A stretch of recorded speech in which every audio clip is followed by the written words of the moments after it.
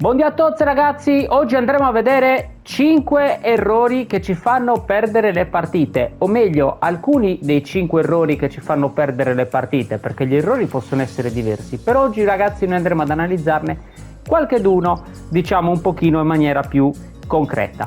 Andiamo subito ragazzi in campo e vediamo un attimino con una formazione tipo di che cosa stiamo parlando. Allora ragazzi, io ho buttato giù questa squadra che poi vi anticipo già per i più diciamo attenti follower, che sarà quella che troveremo anche venerdì nel prossimo video appunto di uscita dove spieghiamo ogni settimana un modulo diverso. Però ragazzi, oggi la prima cosa che vorrei chiedervi è: quando noi giochiamo le partite riusciamo ad avere sempre la testa giusta? Cioè noi diciamo le partite le perdiamo, le partite non riusciamo più a giocarle, la squadra non gira. È vero, delle volte non è colpa nostra ma è colpa del gioco.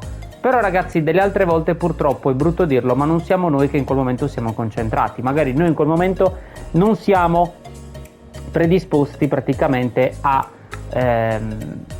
giocare quindi quel tipo di game, o comunque in quella serata magari non siamo al 100% delle nostre forze. Quindi che cosa conviene fare in quei casi? In quei casi niente ragazzi, non conviene continuare a perdere, ma bensì un attimino prendersi una pausa dal giocare.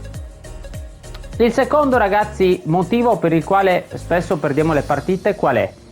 Quello di non usare un modulo con la quale magari ci troviamo realmente bene, ma il cercare perennemente un modulo o migliore, oppure che magari usa il pro player di tale squadra perché dobbiamo imitarlo, perché dobbiamo cercare di essere come lui a tutti i costi, quindi cercare di raggiungere anche noi le vette delle classifiche, e magari ragazzi alla fine della fiera perdiamo un po' quelli che sono i nostri obiettivi e soprattutto il fatto di divertirci.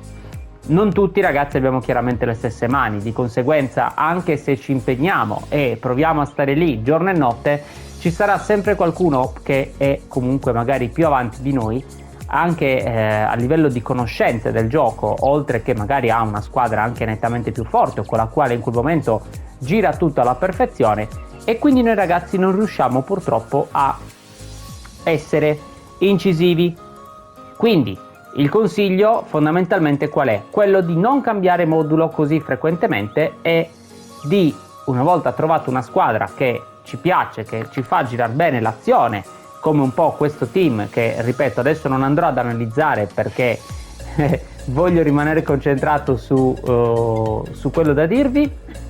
Però ragazzi, una volta ne abbiamo trovato una squadra, come io in questo momento questa, lasciamola ragazzi, non stiamo a cambiare, a fare prove. Abbiamo trovato, lasciamo così, perché sicuramente sarà quello che ci porterà qualche piccolo frutto, magari non ci porterà nella top 3 al mondo, però sicuramente ci farà, almeno per un piccolo periodo, ci farà divertire un pochino più del solito. Quindi il modulo va cambiato solo e esclusivamente quando proprio ormai siamo agli estremi, che abbiamo perso quelle 10 partite consecutive, non riusciamo più a giocare, siamo giorni che ormai non ci divertiamo più, allora a quel punto sì, è giusto cambiare. Però prima ragazzi no.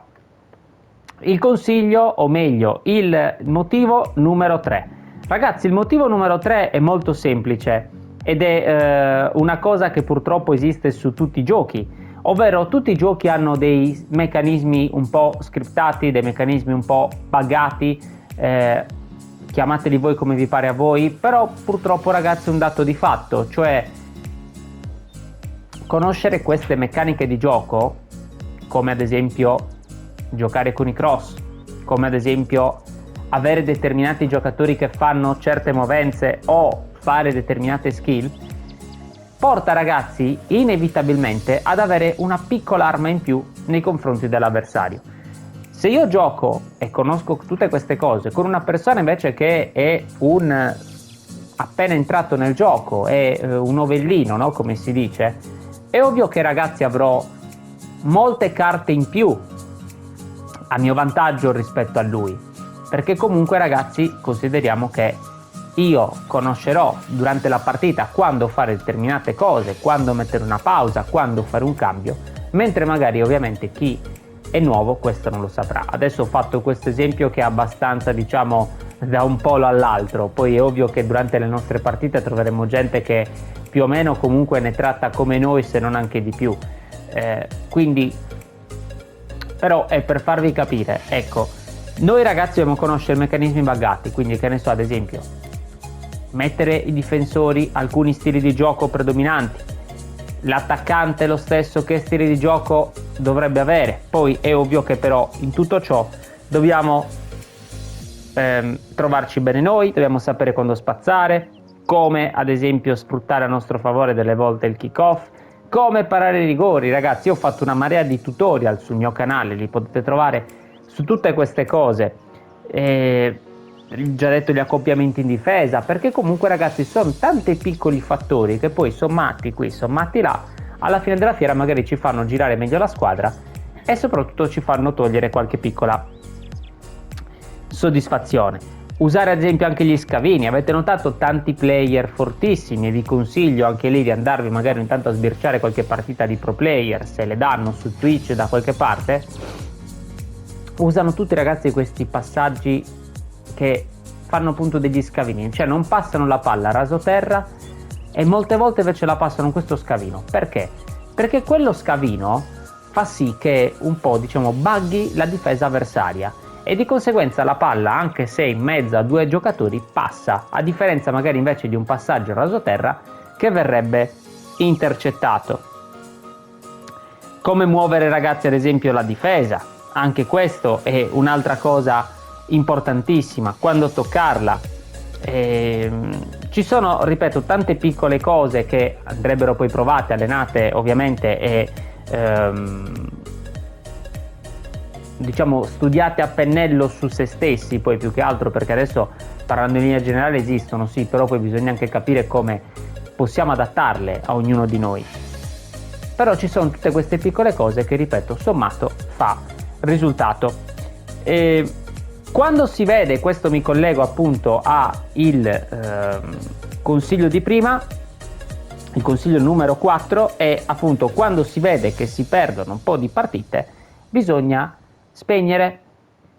Ragazzi, come già detto prima, giochiamo con la testa. Se non abbiamo la testa è inutile star lì a cervellarsi, provare, riprovare.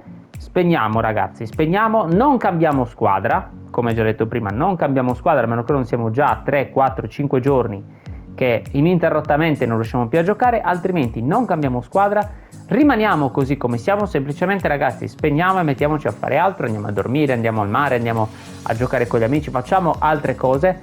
Però tanto ragazzi, intestardirsi, incaponirsi, ditela voi come volete, su sto gioco, su no ma io devo cercare di vincere per forza, lo so, vi capisco, a me delle volte succede e magari quella è l'unica ora che hai durante il giorno per poter giocare a sto gioco, quindi però ragazzi purtroppo succede che non si può purtroppo giocare come vogliamo, a meno che non iniziamo per dire a giocare un po' di partite così in maniera virtuale con squadre appunto reali ma offline, di conseguenza allora possiamo magari provare tutte le cose che vogliamo, però senza diciamo avere quel pathos che dà poi anche il giocare comunque contro altri player, però è almeno magari un po' per toglierci il gusto di voler giocare. Il consiglio ragazzi numero 5, ma secondo me è il più importante, più ce ne sarà uno bonus alla fine, molto semplice ma molto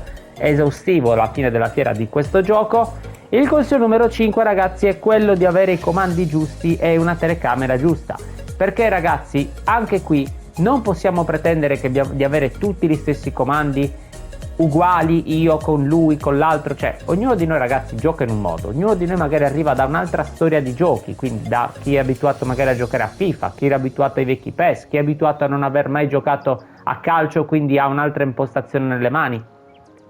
Noi ragazzi dobbiamo capire qual è la nostra. Io vi ho fatto diciamo alcuni video nel mio canale, li trovate, dove spiego appunto la configurazione secondo me migliore e universale per i comandi, diciamo, però comunque capisco che ognuno di voi potrebbe poi avere la propria, cioè magari c'è chi tira con il cerchio anziché col quadrato, c'è chi crossa appunto col quadrato e tira col cerchio, chi corre con R1 e chi corre con R2, Ci sarebbero tante cose ragazzi a vedere, però appunto ci sono tutti i video dedicati dove trovate tutto. La telecamera idem, fondamentale. C'è chi si trova meglio con una telecamera più ravvicinata perché magari vede meglio come si muove proprio il giocatore in campo, c'è invece chi avendo una telecamera un pochino più alta vede meglio il movimento della squadra e quindi valutare quando fare o quando non fare determinate cose in campo.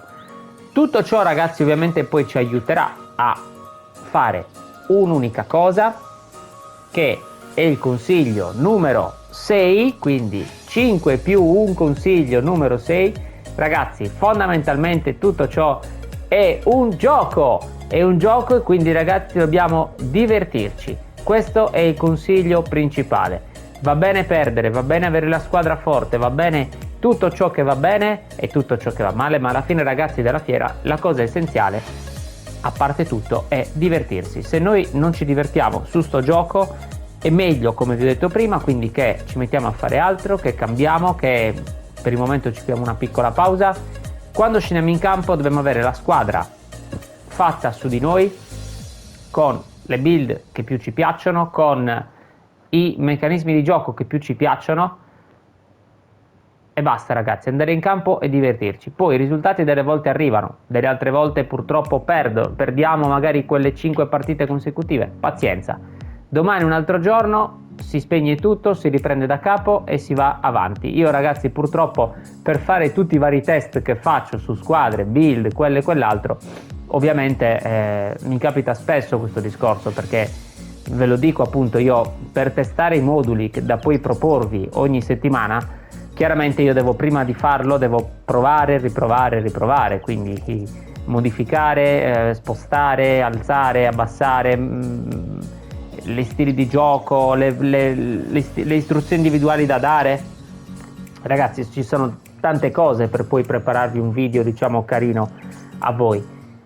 Guardo il bicchiere mezzo pieno perché comunque mi aiuta anche a me a migliorare sicuramente e a imparare cose nuove talvolta, però allo stesso tempo ragazzi purtroppo le mie divisioni piangono, perché chiaramente provando e riprovando hai sempre squadre diciamo un po' improvvisate delle volte, finché poi non riesci ad avere un automatismo, una cosa insomma più concreta, ma delle volte hai delle squadre improvvisate e giocando invece magari con player comunque forti, con squadre invece più collaudate della tua, è ovvio che fai molta fatica e non riesci magari ad ottenere i risultati che speravi. Però cerco anch'io come voi tutti i giorni di attuare questa tipologia di meccanismi, perché comunque ci aiutano. Io ragazzi vi ringrazio se siete arrivati fin qua per vedere il mio video. Vi ricordo sempre dell'affiliazione di Amazon e di Gamivo per chi volesse. Sono due piattaforme dalla quale possiamo acquistare tutto ciò che vogliamo a dei prezzi veramente ridotti. Trovate il link in descrizione, i prodotti li andate a pagare 0 euro in più rispetto a quello che già li paghereste, anzi per Gamivo avete pure un piccolo codice sconto che avete visto a inizio video. Sono aperti per chi vuole anche gli abbonamenti, quindi se chi mi volesse supportare in maniera un pochino più efficiente con una piccola donazione può farlo, io chiaramente ne sarei grato e sblocchereste anche la possibilità di avere dei contenuti in esclusiva dedicati. O altrimenti ragazzi va bene, mi accontento anche della semplice views e di un bel pollicione magari al video o al canale in generale.